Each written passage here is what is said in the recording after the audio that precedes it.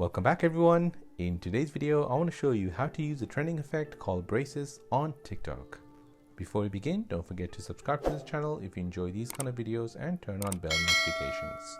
If this video helps you out, then please hit that like button and let me know in the comment section down below.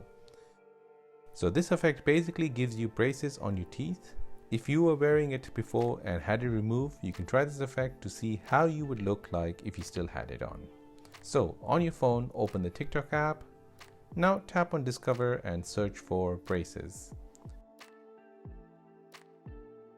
It should appear under effects and look like this.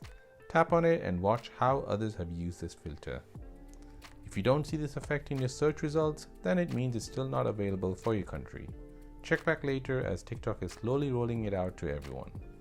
Once you're ready, tap on Try this effect. Once the camera starts, the effect will start right away.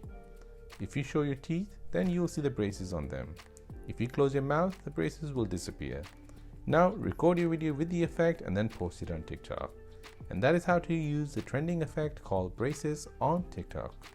If you have any questions for me, then please do not forget to add it in the comment section down below. Thanks for watching and see you in the next one.